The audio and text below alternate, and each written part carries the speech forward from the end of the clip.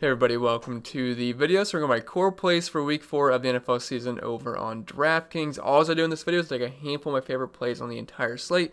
Not really caring too much about ownership, just my straight up favorite plays on the entire slate, and put into a nice short, sweet, condensed presentation for you guys, kind of wrapping up all my videos that I posted throughout the entire weekend, or entire week. But before we continue, as always, if you guys could just leave a like, and if you're new to the channel, you might as well hit the subscribe button, and we're all season long trying to help you guys become better NFL DFS players. They cover other sports as well, including NASCAR, which we have Talladega today, which was one of the best places to play DFS for, and one of the most exciting races to watch. So if you're going to double dip in NASCAR with NASCAR DFS and NFL DFS today, feel free to check out my NASCAR DFS content that I posted throughout the week as well. But if you're going to keep coming back to the channel each and every single day, or each and every single week, you might as well hit that subscribe button and turn the notification bell so you don't miss out whenever I post new videos. And if you don't follow me on social media, the handle's in the bottom of the hand corner of your screen. And if you want more content over on Patreon, it's always much appreciated. You get access into the entire NFL DFS datasheet, and you can hop into the Discord chat as well. So if you're interested, links down below. Also my cheat sheet and all that stuff as well, including some notes. But links down below for that if you're interested. If not, that's fine. Let's just dive into this week's core plays for week 4 of the NFL season. Alright, so getting the core play number 1, it's no other than ALVIN, $8,000. Now, he, in my opinion, is the best play by far on this slate. I imagine he's going to be the highest owned player on the slate as well. It's not that hard to fit him in. He should honestly be around, like, close to Christian McCaffrey numbers like we saw last season. I don't think he should be, like, nearly $10,000, but I think he should be getting close to $9,000, which at $8,000, he still feels like a pretty good value, even though he's pretty expensive. I think he's going to end up being the highest owned running back or the highest owned player on the entire slate. I think it'll be very close. But it's hard not to play ALVIN Kamara, but we have had some news break around 12:30 a.m. I'm recording this at 12:50 a.m., so I've only had 20 minutes of information, or 20 minutes to process this information, so just know we might not have this game played. We did have a Saints player test positive for the coronavirus, and it sounds like it's the fullback, because then they posted another tweet saying ALVIN Kamara is getting retested, so he might not end up being in the slate tomorrow. We'll see if the Saints end up playing. We'll see if Kamara's out. I have no idea. But as of right now, let's just assume ALVIN Kamara is playing and he's a full go. And if that's the case, he's the best play on the slate. It's just going to be hard not to play ALVIN Kamara. He's the Saints RB1 and the wide receiver 1 for the most part. And what he's doing this season is incredible through the air. And we have a 28.5 implied team total here for the Saints at 54 point over-under. And only a 3-point spread, which is great for Kamara because we don't want this game getting out of hand because then they could just pound the rock with Latavius Murray if they wanted. So I like that nice 3-point spread. But his numbers on the season, he is just killing it through the air. 10 targets per game right now, 9 receptions per game, nearly 100 receiving yards per game, a massive 31% target share, which is almost close, which is almost as much as DeAndre Hopkins this season. I think Hopkins is sitting around 36%. So ALVIN Kamara's got a 31% target share and a 46% weighted opportunity share. Only running the ball around 10 times per game so far, but rushing touchdown per game and nearly 4.9 yards per carry. He's very efficient. He should get us around 20, if not more, touches here. And if a majority of that's going to be through the air, I mean, even better on a PPR scoring format site like Draftkings. And also, Michael Thomas and Jared Cook are not going to be playing in this game, which means Kamara, I know it sounds crazy, but he could push for 20 targets in this game. He saw 14 last week, and look, he's their best player by far. They're going to want to get the ball in his hands. This is a great matchup versus Detroit. They're 29th DVA versus the run, allowing 31 DraftKings points per game to the position, nearly 170 rushing yards per game.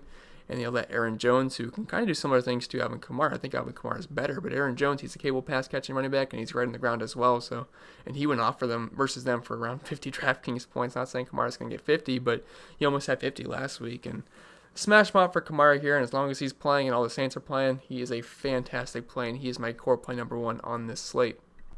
And then getting into core play number 2 for me, it's DJ Moore at 5,600. I think this is a really nice buy low spot for DJ Moore. Now, the Arizona Cardinals, so far they've been pretty good versus wide receivers. If I can pull up their numbers on the side of my screen, they're actually 9th DVA versus the pass and only allowing 25.8 DraftKings points per game to wide receivers, which is actually second best, or second fewest allowed, I should say.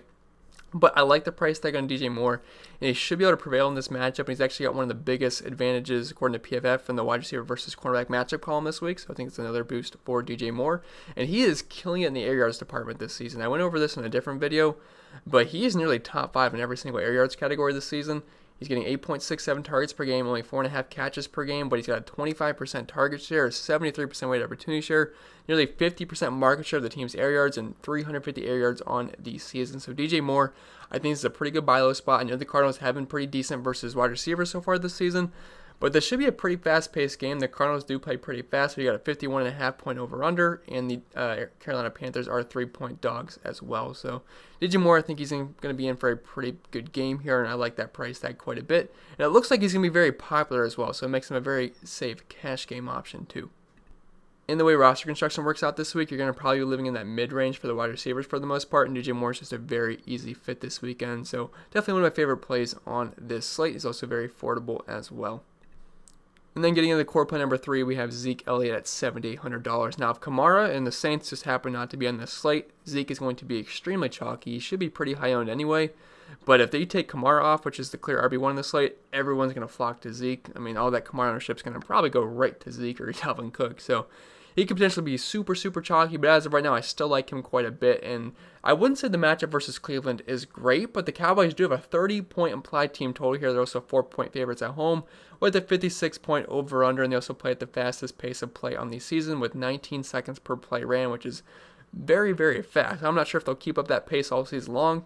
They have had some games where they're playing catch-up, but I mean, they're still playing awfully fast, and I mean, we know we're going to get the volume with Zeke, and he's also been very involved in the passing game as well this year. He's getting 19 rushing attempts per game right now, only 73 rushing yards per game, but a rushing touchdown per game, but I like what he's getting through the air. I believe he had 11 targets last week, and he's getting over 6.5 targets per game right now, 5 catches per game, a 16% target share, which those are good numbers, but when you compare that to Alvin Kamara, who's got a 31% target share, it doesn't feel as good, but it's still pretty good. Like, just for example, Zeke's got a 16% target share, and Austin Eckler, obviously well known as a nice pass-catching running back, he's got a 15% target share in this season, so Zeke is doing very, very well in the passing game so far, and look, the matchup versus Cleveland, they are 10th DVA versus the run, only allowing 18.1 DraftKings points per game to running backs, but they're still allowing over 100 rushing yards per game. And Zeke, he's one of the best running backs in the league, and there's going to be a lot of points scored in this game, and I'd have a hard time seeing Zeke not get into the end zone once or twice here. So I definitely like the safety that Zeke offers us, and he's also got plenty of upside as well. And then getting in the core play number 4 here, we have DeVante Parker at 5,700.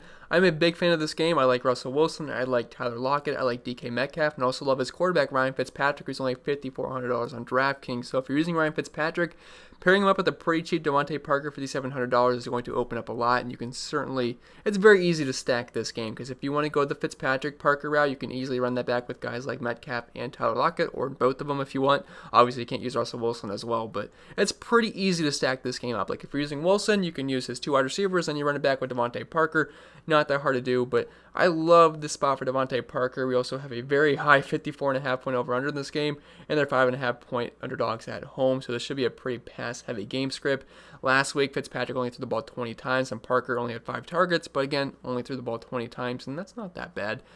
But I would assume that number is going to go up quite a bit here, and this should be a pretty back-and-forth game, and I assume the Dolphins are going to be trailing. Now, Parker hasn't been amazing this season, only 5.5 targets per game and 4.5 catches per game, but keep in mind he's had 2 pretty rough matchups, and last week versus Jacksonville, he didn't really throw the ball that much because they had a pretty big lead. But week 1, he saw Stephon Gilmore, and week 2, he saw Tre'Davious White. This is by far going to be the best matchup he's had all season long, and if you're just looking at the numbers of how bad Seattle has been versus the past this season, especially versus wide receivers, it has been awful, and it's almost hard to believe these numbers, but they are true. Trust me, I double, triple, quadruple checked them. It doesn't seem right, but it's true.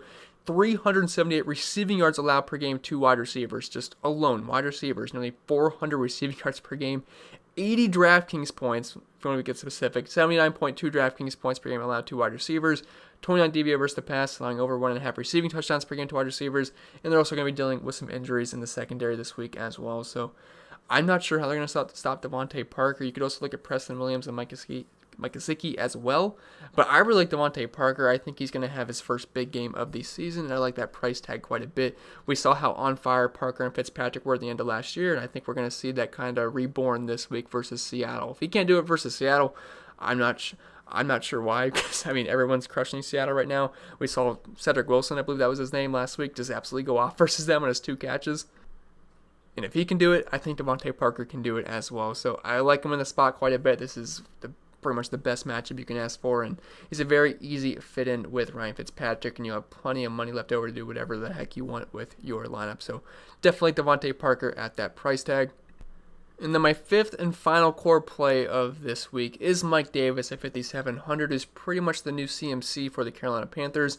Now, I'm not saying he's nearly as good as CMC, but he's getting the volume that CMC is pretty much getting. He's not really getting that much work on the ground. Like, yeah, he's the main running back, but he's not getting those 20, 30 carry games like we saw CMC do. But he's getting plenty of work in the passing, and that's what makes him interesting, especially on a PPR site like Draftkings. And all three running backs in these core plays are all going to be involved in the passing game. Like, just last week on targets alone, Mike Davis saw 9 targets. Zeke Elliott, I believe, had 11. Then ALVIN KAMARA had 14.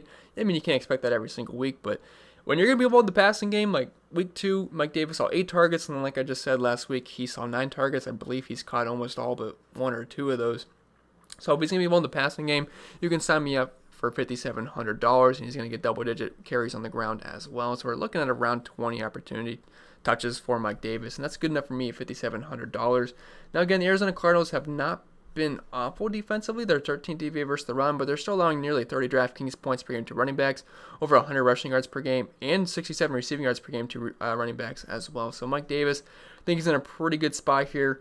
He's got a 16% target share in the season, a 25% weighted opportunity share, which is only below ALVIN KAMARA on this main slate, or actually below Myles Gaskin as well, and right there with Rex Burkhead. But Rex Burkhead, actually got to get him off my sheet because he is not on the main slate anymore. That game looks like it's going to be on either Monday or Tuesday. But yeah, Mike Davis getting plenty of work through the air, and I don't see why that can't continue here. So definitely a big fan of Mike Davis. At his price point, I have a hard time seeing him not pay off that salary. But that's going to be it for this video, guys. I hope it was helpful. If it was, make sure to leave a like. And if you're new to the channel, make sure to hit that subscribe button. It really helps me out. I really do appreciate that. And cross your fingers at the Saints play. I don't want to lose another good game on this slate. We already lost the Patriots and the Chiefs, which was looking like it was going to be an awesome game.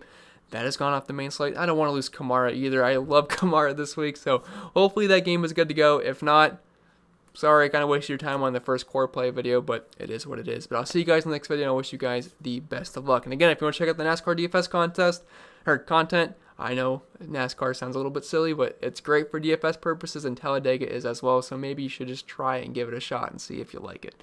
But anyway, I'm going to head out. Enjoy your Sunday. I should probably